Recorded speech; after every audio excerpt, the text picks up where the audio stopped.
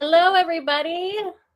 Hi, we are live streaming to you straight from our homes. We wanted to do this live to kind of catch up with you guys again. We haven't done a video in a long time. We've kind of been in a different mode, which we'll talk to you about. So yeah, my name's Jenny and my co-host is Stacey. We are sisters-in-law, if you didn't know that already. Some people don't who watch our channel. They'll watch like just Stacey's videos or just my videos. So hello, this is us with our little name badges. And so today what we're going to do is go over our curriculum picks for next year, which I'm really excited about. And we also want to talk to you about our film unit studies, which we'll do very first thing right here, just to get it out of the way. So our film unit studies is our project we've been working on for a while now. And this is our curriculum that we sell. And it's very supplemental. It's not supposed to like replace anything that you already use. It's just supposed to be kind of like a fun thing. It's really great during the summer. We actually sell most of ours around Christmas time. We sell The Grinch. That's our best selling film unit study. So how film unit studies work, if you are not already familiar, is for each unit study, we focus on one movie, one very family friendly movie that you have probably already watched together as a family. And if you haven't, then you might want to, because these are all good movies that we choose. And then we shape a whole lesson plan around this movie. So we have lessons in all 4 core subjects. So that's math, language arts, history, and science, as well as we include extra lessons in the arts and then also movie magic. So kind of going behind the scenes on how they did certain things in the movie making process for this film specifically. So we already have a bunch of film unit studies out already, and you can view all of that at our website. So we're at kidslearningforlife.com/film. So again, that's kidslearningforlife.com/film. But we have a special announcement to make about our film unit studies at the end of this live. So stay tuned for that, because you don't want to miss that. If you're a film unit studies fan, or if you've never even used them before, you will want to know what we're working on next. So stay tuned for that. Let's go ahead and if there's not anything else to say about our wonderful film unit studies that we're so proud of, let's dive into our curriculum picks. So Stacey, let's start with math. Does that sound good? Sure. Okay, let's start with you. What are you using?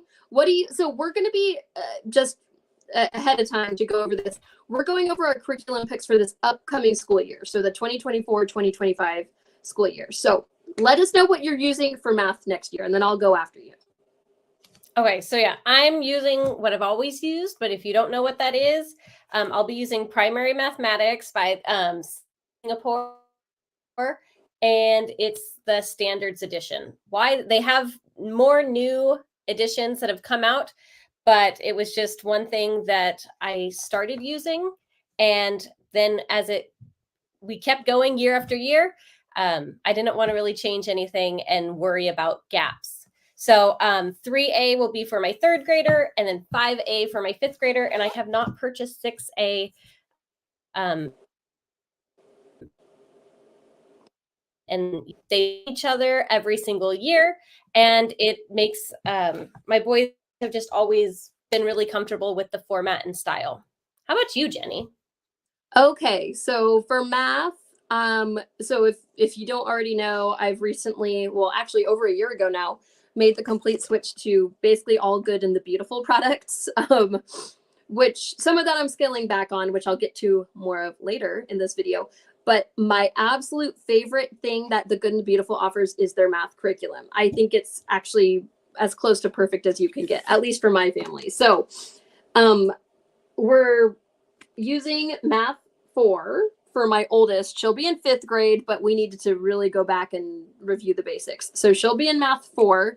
And then my 2nd grader, who will be in 3rd grade, she actually just started Math 3 already.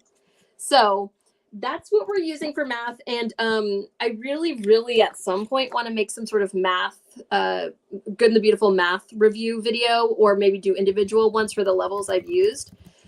But they're great. And I highly recommend them for someone who, I guess, is looking for something that's easy to use and very open and go. And I don't know, just to me, it makes a lot of sense. It's very spiral. So they review concepts over and over and over again. And for my kids, that seems to really be helpful. So Good and the Beautiful is where it's out for us for math. You ready to move on to language arts, or do you have more to say about math? No, math is a really easy one. So For you, math is always just the most boring. Like you just are like, yeah, this is what I've always used. yep, we're moving up to the next level. That's about it. Yeah, so for Lit, this past school year, we started doing lightning literature for my 4th and 5th grader. So next year, we'll be moving into Lightning Lit grade 5 because I did grade 4 for both my 4th and 5th grader. I asked them, I said, do you guys want to read the same books or different books? And they said the same books. So I'm like, okay, we'll start you on the same level and just kind of work on through. So they actually even asked already at the beginning of the semester, they said, we really like lightning literature. Can we use it again? So the way lightning literature works is it's basically a novel study. So they have in this grade, I forget, I think it's 8 books. Oh, Stacey, do you want to count? But there's at least 8 books, and then they go through. So we're going to be reading. Do you want to change the little title card at the bottom to say language arts? Yes, I do. Sorry, I have one job, guys, and I don't do it right. There we go. But our audience is pretty smart. I'm pretty sure they would have figured it out. So you have a bunch of different books we'll be reading. The Mighty Miss Holes.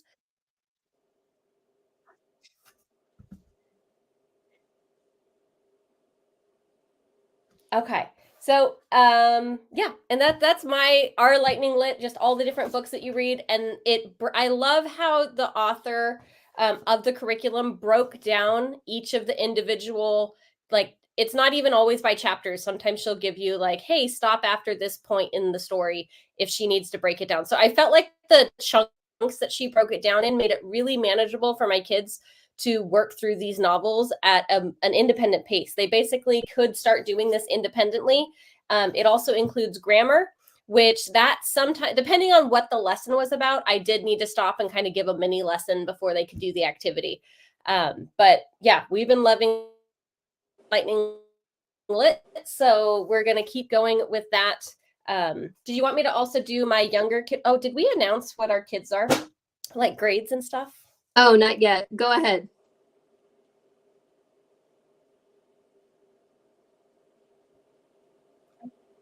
So again, that was for my this year 4th and 5th graders. So next year they'll be 5th and 6th grade. And then for my he'll be in 3rd grade. For my 3rd grader, we're going to be moving into the last level of All About Reading. I don't know. I looked at Lightning Literature grade 3 for him, and it still seemed like the books were, I want it to be independent. If I'm going to sit down and read with him, I'd rather just do something that I'm really used to because I've used All About Reading with all of my kids. So I already know how to use that and it works really well. So I'm just going to continue with that and then maybe start him on Lightning Lit when he's in 4th grade. Cool. Is that everything you're using for language arts, or is there anything else? I do have something brand new to me. It is from Layers of Learning, which the company is not new to me. I have tried some of their other curriculums, and just based on the amount of time I had to help prep lessons, their curriculum didn't work. But what I did find is their writer's workshop. This has already kind of been a game changer with writing in our family and creating just a daily writing habit and having fun exercises to go along with this.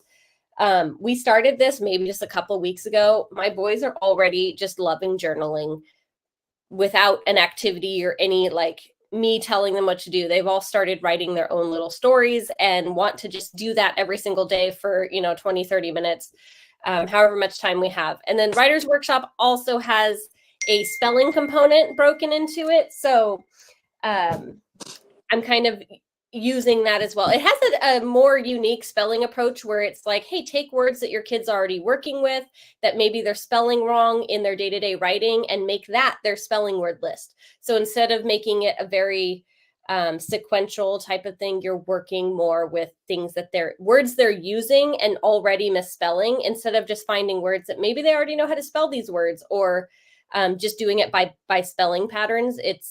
It's interesting, and we're, like I said, we only started a week ago, so we'll see how that goes.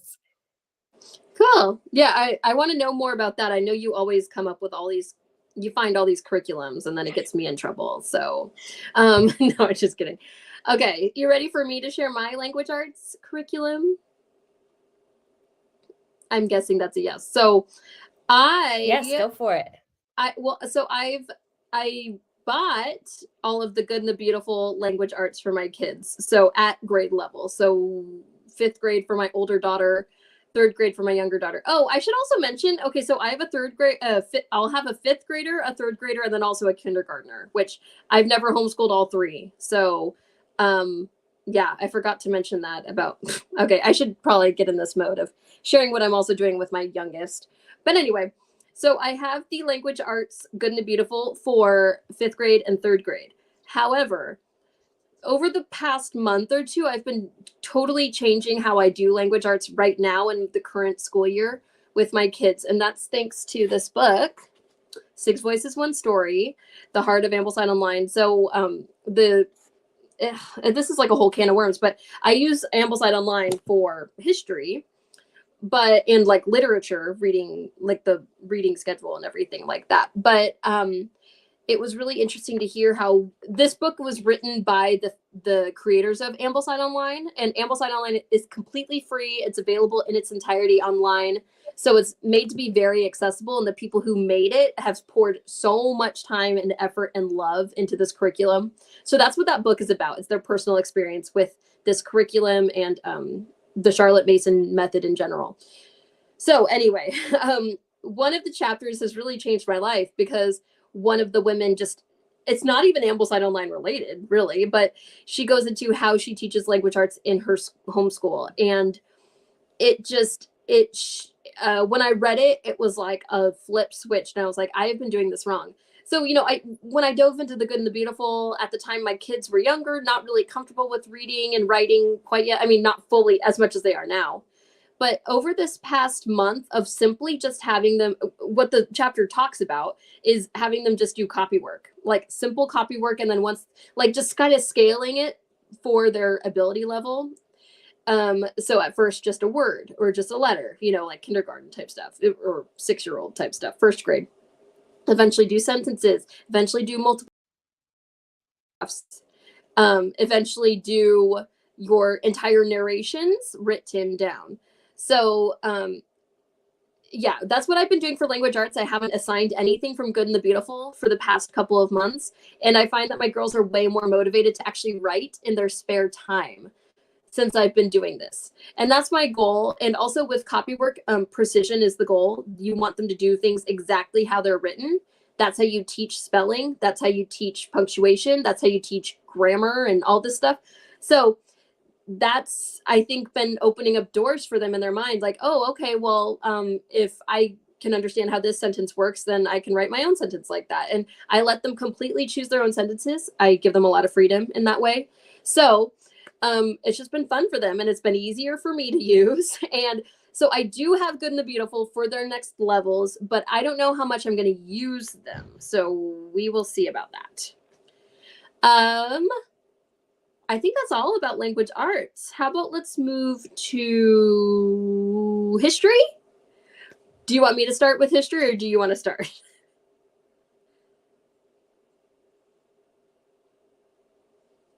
Sounds good.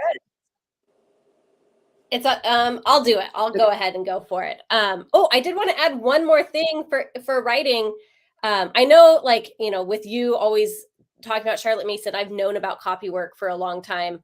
But the writer's workshop from Layers of Learning actually incorporates some copy work into it. So I've been doing the same thing, giving the boys freedom. You go pick your sentence from any book you're reading, or anything. I mean, it can be a Bible verse. It can be something from a book. It could be something from a newspaper. We don't get the newspaper, but whatever they want. So, and it's been eye-opening just seeing how, that they'll miss things when it's written right in front of them. So working on kind of having them slow down and be like, hey, really focus on what everything looks like and how it works. But hopping over to history, I think that's what we said. That's what's next on my list here. We did the Tuttle Twins American History. This is volume 2. Down there. There you go. This is volume 2. We did volume 1 this past school year. The goal was always to do both volumes in one year, but that didn't happen because this is homeschooling and it doesn't always happen the way we want it to.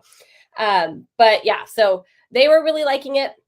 And so we're going to keep going with this. The other reason I got a little thinking that we could get through both is I was like, oh, if we just do the America's History from Tuttle Twins, we'll be good. But we were also incorporating Ambleside Online history as well. I use a very modified Ambleside Online kind of schedule and work with their history. So we're going to just keep going through those readings in the car, which is our favorite time to do AO is in the car. But we haven't been in the car as much lately, or at least not with all 3 of my kids at the same time, which is new for our family. So that's something else. I can't get all my AO lessons in at the car, or I even ordered the audiobook version of America's History so that we could use that in the car. But again, if we're not all in the car at the same time, I can't do all the lessons together. But yeah, for history, those are our 2 main topics for next year. Cool. So yeah, I'm also using the Ambleside Online history schedule, of course. I haven't really looked too far ahead to see what books I need, but I do have it in my calendar as a reminder that I keep skipping over every day to order upcoming AO books. So that will be done at some point. But yeah, so I plan on sticking with Ambleside Online, at least with my older girls. I will have my kindergartner as well. So this is like the whole wrench that's thrown into this is, okay, now I need to start over from the beginning with Ambleside Online, which is fine. I wouldn't start her until 1st grade anyway. So I don't really have to worry about that quite yet, but just something to think about, like, oh, I need to like have her do, 100, 50 famous stories retold, which is actually a great book. Which would be a pleasure to read, actually. And I could have my older girls maybe read it out loud, or we would just listen to it as an audiobook together. But so it's just like now trying to figure out how to balance all the kids with Ambleside Online. That being said, history is probably the only thing I'm sticking with Ambleside Online strictly going forward. I love their literature, but some the books have been hit or miss, so I'm going to do that very, very loosely. And then sometimes we like get caught up in other things, like we've had Jane Austen marathons, or we've gotten into like we've already done basically all of Bullfinch's mythology, which is actually an upcoming yearbook for us. So whatever. Just going with the flow, going with where the spirit takes us. So yeah, history, I believe in history. We're not doing this country, we're not doing our island story anymore. We're done with it in the Ambleside Online schedule. So we will be doing this country of ours plus some other books that are mixed in there. So looking forward to continuing with that. I have looked into the Tuttle Twins and I'm very interested. So next time I'm at your house, Stacey, I need to flip through that. Okay, let's move on to science. Should I start with science myself? Go for it. So science, historically, I have not used the science curriculum. Even this year, I actually purchased one used from a friend. So it was very low risk, right? It was very cheap. She already had everything kind of put together. So the one that I bought from my friend was the Good and the Beautiful science unit, which, science, it's on birds, which has really been cool. The problem is, I really like it. I really, really like it. The problem is I just never get to it. We've done some of the fun little projects from it. We made these cool bird feeders, which was really fun. We've been bird watching. The girls got binoculars this year. So that's been great, but I just don't always get to the lessons, and they're really easy. It's just, I have so much else going on. So I love it, and I will probably choose a different unit to do next year. I just haven't decided on one, but I'm definitely going to do a Good and the Beautiful one. I just haven't decided, and it's weird, and I wonder if this is going to happen in future years. But with with me just buying my friend's birds unit, right? I was just like, okay, let's just do birds because that's what's available and it's cheap and she already has it all put together for me. Well, and I'm taking it off of her hands. It's like a win-win-win. Well, it ended up kind of defining our year. Like we've been noticing birds so much more. My dad, without knowing that we did birds, like we're focusing on birds this year, he actually bought us this like really cool bird book for our area. He gave it to the girls for Christmas. So I don't know. It's just like, it's weird how things just all kind of fell in place for that. So I feel a lot of pressure for what to choose for next year. But actually, I do need to make a note that I need to buy science for next year. So anyway, while I'm writing this, Stacey, do you want to share what you're doing for science? I love how you're actually like taking your note right now. It's great. I love it. I didn't make notes for this live, so I'm making notes for, this is like me preparing for the next school year, this live video.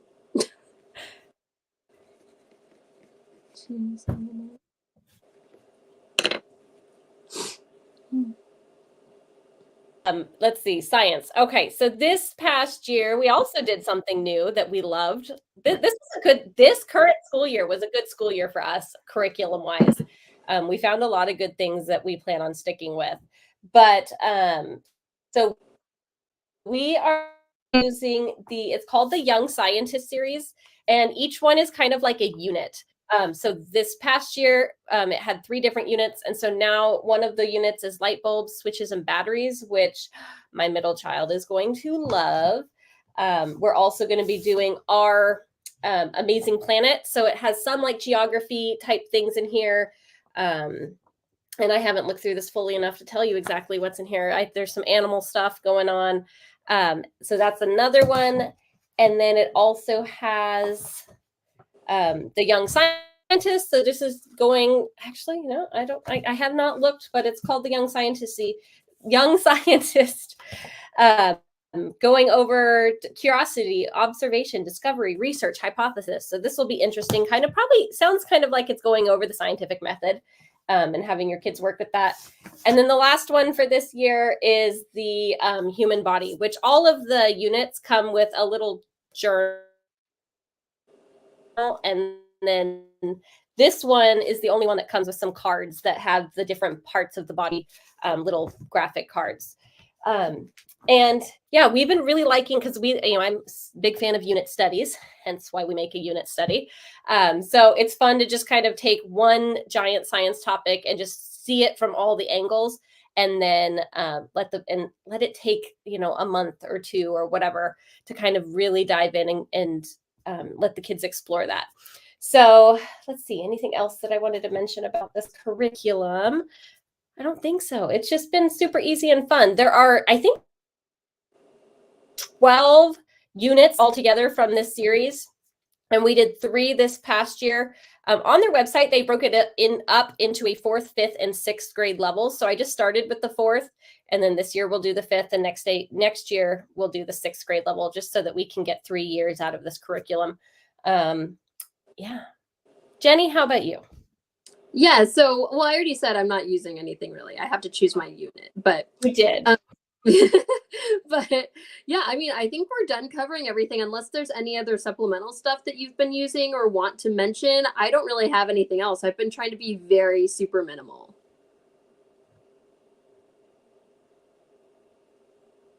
Yeah, not this year. Not for next year. We are going to be cutting back a lot in some of our extra things. It just got to be too much, and I want to really focus in on those core things next year. Cool. Okay, well, I think it might be time to make our big announcement. So let me just check this one. Let's see. So, someone commented and said, who makes those science books? Sorry, I missed it. Do you want to go over that just really quick again, Stacey?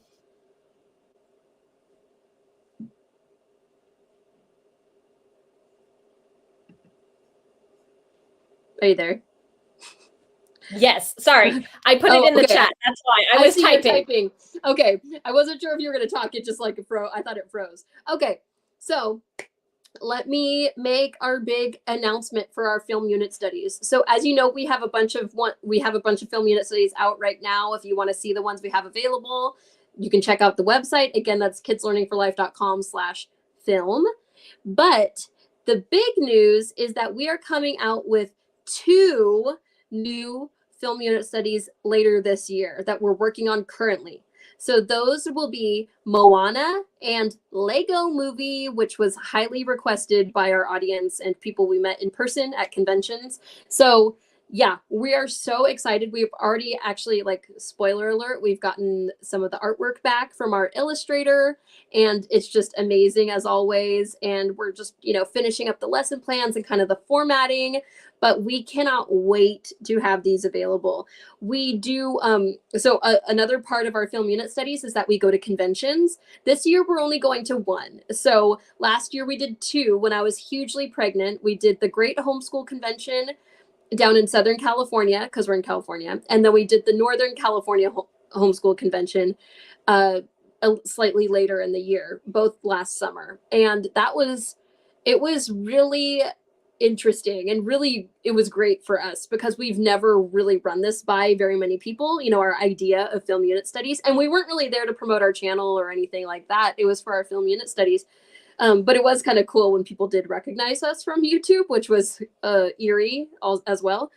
But we got tons of good feedback. We got tons of good movie recommendations.